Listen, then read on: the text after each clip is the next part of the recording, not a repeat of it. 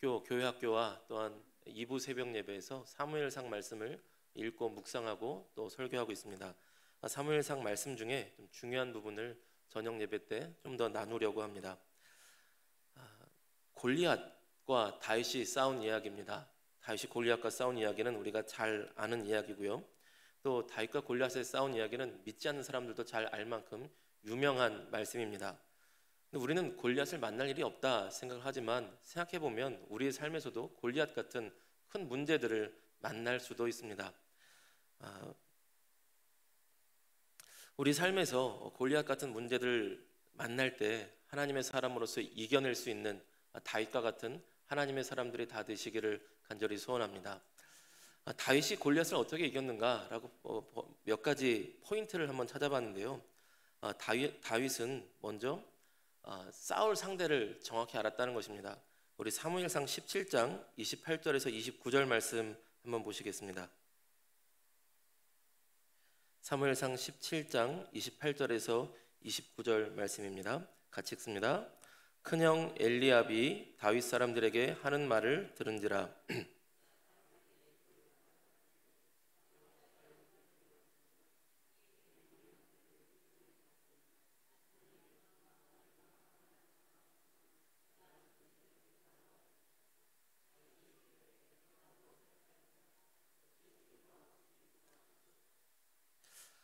아멘. 다윗이 아빠의 심부름으로 전장에 나왔습니다. 전장에 나왔는데요. 골리앗이 이스라엘 백성을 무시하는 것을 보고 화가 났습니다. 어떻게 저럴 수가 있지? 하나님 백성들을 저렇게 무시하지? 그런데 왜 가만히 있지? 화가 났는데 내가 한번 싸워볼까라는 마음이 든 것 같아요. 저거 어떻게 가만둘 수 있나? 그런데 그때 큰형 엘리압이 나섭니다. 큰형 엘리압이 하는 말이, 야, 너 여기 전장에 왜 왔어? 전투하는데 왜 왔니? 너 놀려고 왔지? 너 싸움 구경하려고 왔지? 이 게으른 녀석, 이 완악한 녀석. 사실 다윗이 무슨 잘못을 했습니까? 아빠 심부름으로 왔는데 다윗이 혼나고 있는 거예요. 형한테, 큰형한테. 만약 저 같으면 되게 억울했을 것 같습니다. 제가 막 억울해서, 야, 형이 뭔데? 형이 알지도 못하면서 내가 왜 왔는지 아느냐? 막 형하고 싸웠을 것 같아요. 근데 다윗이 형하고 싸우지 않습니다. 다윗이 형하고 싸우지 않고, 에휴, 이유가 없겠어요. 그러고 그냥 넘어갑니다. 참 지혜롭죠? 다윗은 싸울 상대를 구분할 줄 알았습니다. 형하고 싸워서 이기면 어쩌면 다윗이 이겼을 수도 있겠지만 형 싸워서 이겨서 뭐 하겠어요? 본인은 좋겠지만 성경에 기록될 만한 대단한 믿음의 사람이라고 남지는 않을 겁니다. 그러면 그래 형이랑 싸우고 집에 갔겠죠. 근데 큰형 엘리압이 화를 나게 했지만 큰형 엘리압과 싸우지 않고 싸울 상대를 정확하게 알았습니다. 그가 싸울 상대는 골리앗이었습니다. 여러분, 우리가 세상 생활할 때도요, 가정 생활할 때도요, 교회 생활을 할 때도요, 엘리압 같은 사람은요 얼마든지 있을 수가 있습니다. 우리가 하나님의 일을 하려고 하는데, 하나님의 사람답게 살려고 하는데 괜히 쓸데없는 말을 하는 사람들이 얼마든지 있을 수 있습니다. 제가 하나님의 일을 할 때도, 또한 양주지방에서 선교부 서기로 6년을 하고 또 통계 서기로 2년을 했는데요, 나름 열심히 한다고 했는데 쓸데없이 이렇게 핀잔 두시는 선배님들이 계세요. 그 선배님들은 반드시 저랑 친한 분들입니다. 안 친하면 핀잔도 안 주세요. 일주일에 두세 번은 만나서 밥 먹는 그런 친한 선배님들이 또 놀았구만 그러면서 이렇게 핀잔을 주실 때가 있습니다. 그럼 가끔 너무 좀 이렇게 장난으로 하시는 것을 알면서도 가끔 귀찮을 때면, 목사님 그리하다 엘리압 돼요 이렇게 할 때가 있어요. 그럼 뭐라고? 아니에요. 그래서 우리가 싸울 상대가 있고요, 싸우지 말아야 될 상대가 있습니다. 교회 생활을 하다가, 가정 생활을 하다가, 또한 직장 생활을 하다가 내가 반드시 싸워야 될 사람과 아니면 그냥 적당히 피할 사람을 구분할 수 있는 그런 다윗과 같은 지혜가 있기를 주님의 이름으로 축복합니다. 또한 다윗이 무엇을 잘했는가 봤더니요, 몸에 맞지 않는 옷은 과감히 버렸다는 것입니다. 우리 사무엘상 38절에서 39절 말씀 한번 같이 읽겠습니다. 38절에서 39절 말씀 같이 읽습니다. 시작. 이에 사울이 자기 군복을 다윗에게 입히고 노투구를 그의 머리에 씌우고 또 그에게 갑옷을 입히매 다윗이 칼을 군복 위에 차고는 시험적으로 걸어보다가 사울에게 말하되 익숙하지 못하니 이것을 입고 가지 못하겠나이다 하고. 아멘. 다윗이 싸우겠다고 나오니까요, 사울이 기특하다 봅니다. 야, 너 기특하다. 정말 나갈 수 있겠니? 예, 나갈 수 있습니다. 제가 나가겠습니다. 그랬는데 사울이 그냥 보내기가 참 아쉬우니까 사울이 자기가 입던 옷을 입혀주려고 합니다. 무기도 갑옷도. 그런데 사울에 비해서 몸이 작으니까 몸집이 안 맞는 거예요. 분명히 좋은 무기고 좋은 갑옷인데 아무리 좋은 칼이어도 아무리 좋은 갑옷이어도 다윗의 몸에 맞지 않으니까 불편했습니다. 근데 다윗이 참 지혜로운 게요, 그것을 욕심내지 않아요. 이것은 나에게 맞지 않은 옷입니다. 딱 버립니다. 욕심날 수 있거든요. 이게 얼마짜린데, 이게 얼마나 튼튼한 건데, 야, 이 정도 갑옷이면 골리앗이 한번 쳤을 때 나를 막아줄지 몰라. 이렇게 욕심이 날 수도 있는데 이것은 나에게 맞지 않는 옷이 아닙니다 라고 딱 벗어버립니다. 이것이 지혜였어요. 근데 골리앗과 싸우기 위해서 우리 삶에 맞지 않는 옷을 버릴 줄 알아야 됩니다. 우리에 맞지 않는 옷이 무엇이 있을까 생각해 보면요, 세상 사람들과 똑같이 살아가는 방식이 하나님의 사람에게는 맞지 않을 수가 있습니다. 세상 사람들로서는 이렇게 살아야 잘 사는 것이고, 이렇게 살아야 성공하는 것이며, 이렇게 살아야 행복하고, 이렇게 살아야 승리하는 인생이다 라는 방식이 세상 사람들의 뉴스와 세상 사람들의 책 가운데 있을 수 있겠지만, 하나님의 사람이 성공하는 것에는 그것이 맞지 않을 수도 있습니다. 세상 사람들이 보기에는 일요일날 장사를 더 해야지 왜 교회를 가? 우리는 하나님의 사람으로서 하나님을 기쁘시게 하며 하나님께 영광 돌리는 것이 참된 승리하는 인생이다. 내 삶은 하나님께서 붙들어 주실 것이다 라는 믿음의 삶의 원칙이 있습니다. 돈 한 푼이 아까운데 헌금을 왜 해? 내 삶의 모든 주인이 하나님이시고 하나님이 나를 공급하시고 하나님 나를 책임지시며 하나님 나를 먹이시기에 이것은 하나님께 드립니다 라는 헌금 생활도 있죠. 근데 교회 생활도 마찬가지입니다. 세상 사람과 하나님의 사람으로서 옷이 다르기도 하지만 우리가 똑같은 교회 생활을 하는 똑같은 하나님의 사람으로서도요, 옷이 다를 수가 있어요. 금요일과 토요일 우리 청소년부 선생님들과 1박 2일 워크숍을 했는데요, 그 중에 제가 짧은 특강을 하나 했는데 기질 특강이라는 걸 했습니다. 다혈질, 담즙질, 점액질, 우울질에 따라 사람이 다르다는 이야기를 좀 한 것이죠. 우리가 다혈질 그러면 나쁘게 생각하지만 다혈질은 연예인 같은 사람입니다. 화려하고 즐겁고 재밌고 기쁨이 넘치는 사람들, 이런 사람이 다혈질이에요. 담즙질은 목적 중심의 사람, 바울 같은 사람이죠. 점액질은 친절한 바나바 같은 사람, 우울질은 모세처럼 꼼꼼한 사람, 학자 같은 사람, 군인 같은 사람, 예술가 같은 사람들이 다 있습니다. 그런데 똑같이 신앙생활을 하고 똑같이 하나님의 자녀고 똑같이 한 하나님께서 창조하셨을지라도 다 우리를 다른 모양새로 지으셨다는 것입니다. 바나바처럼 사람과의 관계가 중요한 사람이 있고, 친절하게 다 맞이해주는 사람이 있고, 바울처럼 목적을 향해서 달려가야 되는 사람도 있습니다. 베드로처럼 기쁘고 즐겁고 화려한 사람이 있고, 또한 모세처럼 꼼꼼하게 율법을 적어야 되는 사람이 있습니다. 그런데 그 옷을 억지로 입혀서도 안 되고, 다른 사람이 부럽다고 억지로 그 옷을 입혀서도 맞지 않는 것이죠. 나는 나를 지으신 하나님께서 창조하신 그 형상을 따라 그 안에서 하나님을 기쁘게 찬양하며 하나님을 섬기며 살아가면 되는 것입니다. 우리의 기질과 형상은 하나님께서 지으셨습니다.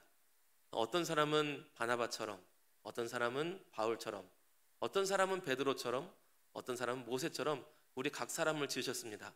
각 사람을 하나님께서 지으신 모양대로 자기 옷을 따라 하나님을 기쁘시게 하며 섬길 수 있는 저와 여러분이 되시기를 바랍니다. 다윗이 또 무엇을 잘했느냐? 다윗은 일상생활을 성실히 살아가는 실력이 있었다는 것입니다.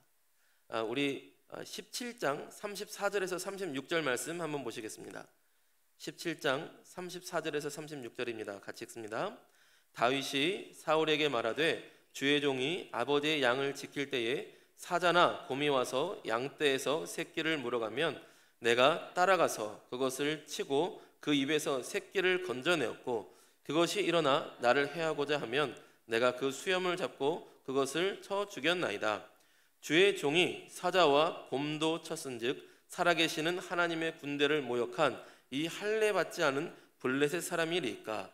그가 그 짐승의 하나와 같이 되리이다. 아멘. 일상의 삶을 성실히 살아가는 것이 그의 실력이 되었고, 또한 하나님께서는 그가 살아갔던 일상의 삶을 가지고 골리앗과 싸워서 이길 수 있도록 사용하셨다는 것입니다. 골리앗과 싸울 때 뭘로 싸운지 혹시 아시나요? 막대기도 아니고요, 칼도 아닙니다. 물맷돌인데 돌을 5개 준비했지만 딱 한 방에 맞춰서 쓰러뜨립니다.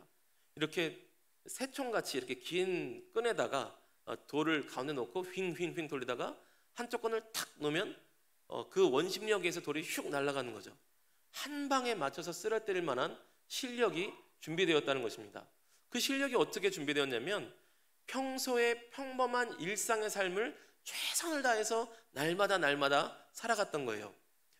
다윗은 양치기였습니다. 목동이었습니다. 그런데 제가 볼 땐 좀 억울하게 목동 생활을 하는 경우도 있을 것 같아요. 그 아빠 이새가 사무엘이 왔을 때 온 집안의 형제들을 다 부르는데 다윗은 안 부릅니다. 뭐 집안의 가훈이 그랬는지 규칙이 그랬는데 그 시대의 상황이 그랬는지 다윗을 홀대했는지 모르겠지만 다윗은 그때도 양을 치고 있어요. 그 정도면 좀 서운해서 양을 좀 대충 칠 수도 있을 것 같아요.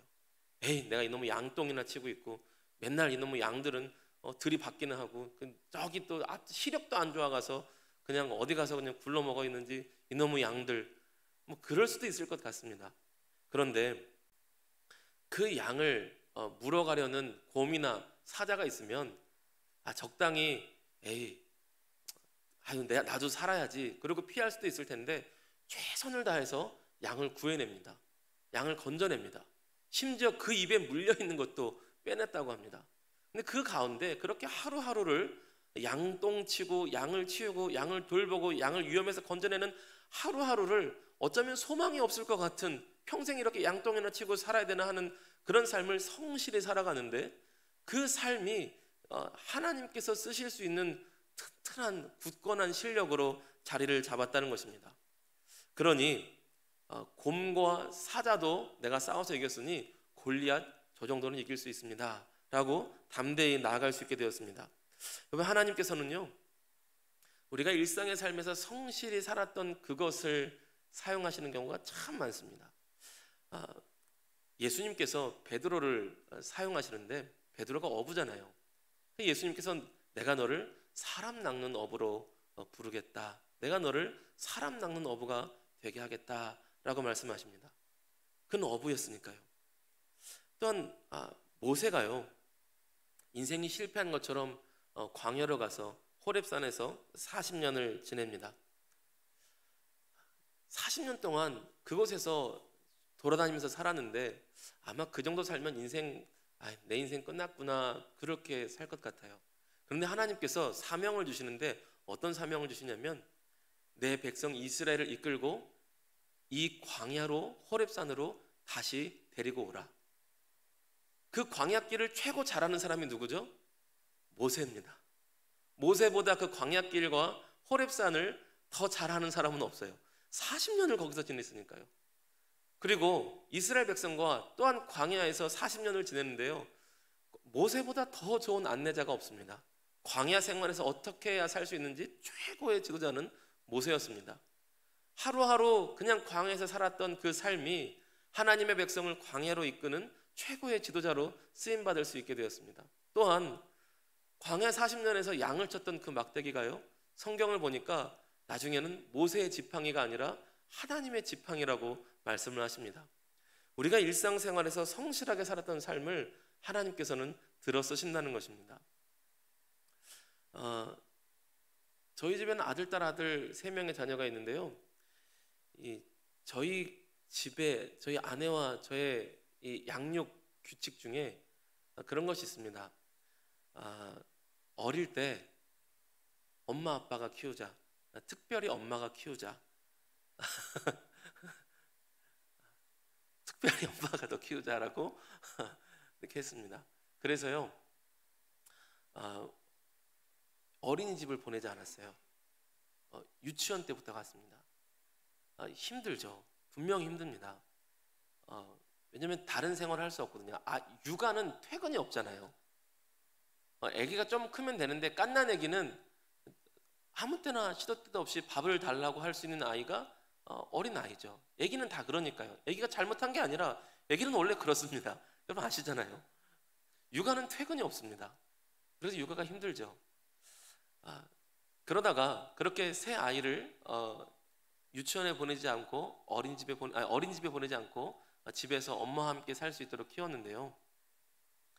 제가 10년 전에 교회를 개척하고 났을 때 성도가 딱 한 명과 함께 시작을 했습니다. 낙심자 성도가 한 명과 함께 전도를 하려니까 전도가 참 어렵더라고요.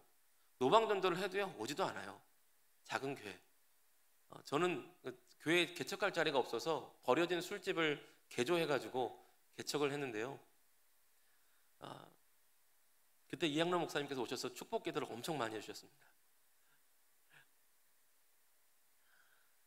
그때 전도를 하려고 하니까 할 게 없는데 그때 생각난 것이 우리가 가진 것을 하나님 사용하실 텐데 우리가 가진 것이 무엇이냐? 아기가 셋이 있더라고요. 그리고 아이를 키웠던 경험이 있더라고요. 아이를 키우기 위해 부딪혔던 경험들이 하나님께서 쓰실 것이다 라는 생각을 가지고 아기 학교라는 것을 만들었습니다. 아기 엄마들이 토요일 날은 아기를 못 보내니까 토요일 날 아기 학교라는 걸 열어서 엄마와 아기가 같이 토요일마다 여름 성경 학교 하듯이 그렇게 활동을 해준 거예요. 그랬더니 그 조그만 개척교회에 믿지 않는 부모들이 오더라고요. 그래서 엄마와 애들과 막 강강술래도 하고 그림 그리기도 하고 간식도 먹고, 그래서 그것이 전도의 통로가 되었습니다. 열심히 하루하루 아기를 키웠던 육아가 또한 하나님 앞에 애기 엄마들을 전도하는 통로가 되었던 것입니다. 여러분, 하루하루 열심히 사는 것, 하루하루 성실히 사는 것, 때로는 양똥을 치우는 것 같은 그 평범한 일상도 하나님 앞에 열심히 살 때에 하나님께서 우리를 사용하시고 들어쓰실 줄로 믿습니다. 마지막으로 다윗은 어떠한 특별한 부분이 있었기에 골리앗을 이길 수 있었는가? 이 부분이 제일 중요한 것 같습니다. 다윗은 조금 과격하게 얘기하면 하나님께 미쳐있는 사람이었습니다. 하나님께 미쳐있다는 것은요, 다른 것보다 하나님만 집중해서 중심적으로 보인다는 겁니다. 하나님께만 열정적으로, 하나님만 사랑하여서 다른 것은 다 안 보이고 하나님만 보이는 거죠. 우리 읽지는 않았지만 사무엘상 17장 앞부분을 보면 골리앗에 대해서 엄청 자세하게 설명이 나옵니다. 키가 얼마고 얼마나 무거운 갑옷을 입었으며 얼마나 큰 칼을 찾고 얼마나 대단한 사람인지 골리앗에 대해서 자세히 설명을 해줍니다. 그것은 이스라엘 백성의 시선인 것 같아요. 이스라엘 백성이 골리앗을 주목해서 보고 있는 겁니다. 골리앗은 이렇게 대단하구나, 골리앗은 이렇게 엄청나구나, 골리앗은 이렇게 위험한 존재구나, 골리앗을 집중해서 보고 있는 거예요. 근데 우리도 그럴 수 있거든요. 세상 권세가, 세상 물정이, 세상의 흐름이 이렇게 골리앗처럼 엄청나구나, 골리앗처럼 위험하구나, 골리앗만 바라볼 수가 있습니다. 그런데 다윗은 그 가운데 하나님을 바라보고 하나님의 이름으로 골리앗 앞에 서게 됩니다. 우리 사무엘상 17장 45절 말씀 한번 보겠습니다. 17장 45절 말씀 같이 읽습니다. 시작.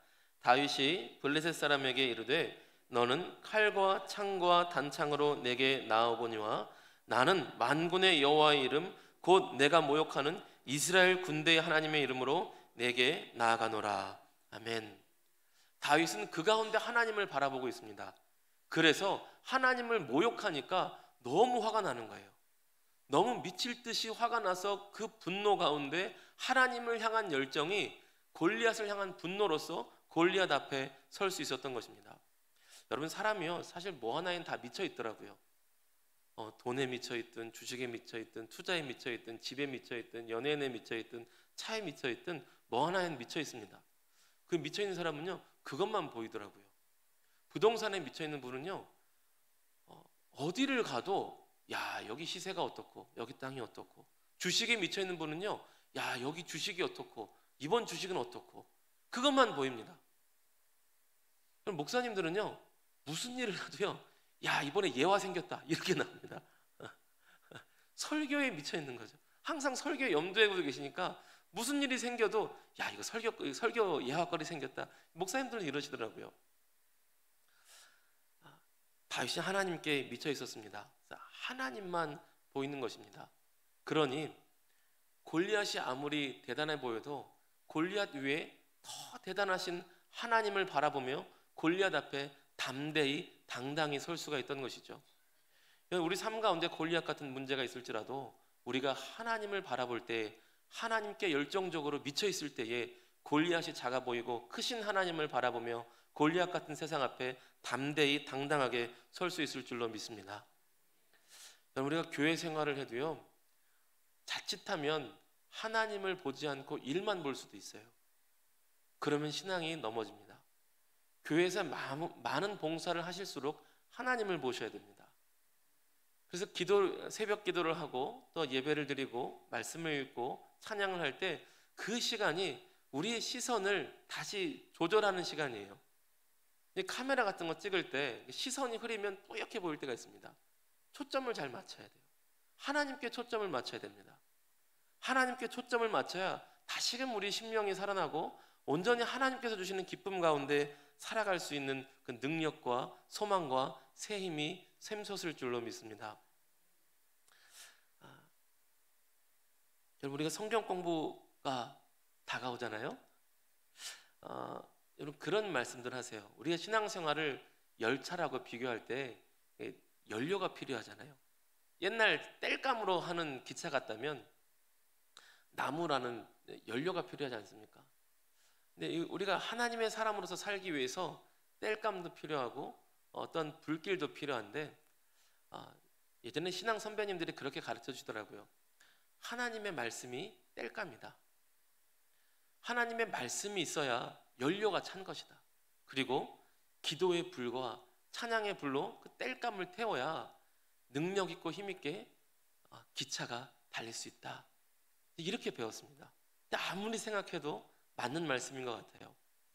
신앙생활을 하다가 또한 봉사를 하다가 내가 지쳐있다, 쓰러져 있다 그러면 그때 빨리 연료를 채워야 됩니다. 말씀을 채우시고 말씀의 연료를 가득가득 채우셔서 그 가운데 찬양의 불과 기도의 불로 태우실 때 지쳐 쓰러지지 않고 열정으로 하나님을 섬기게 될 줄로 믿습니다. 그러므로 성경 공부만 많이 참여해 주시길 바랍니다.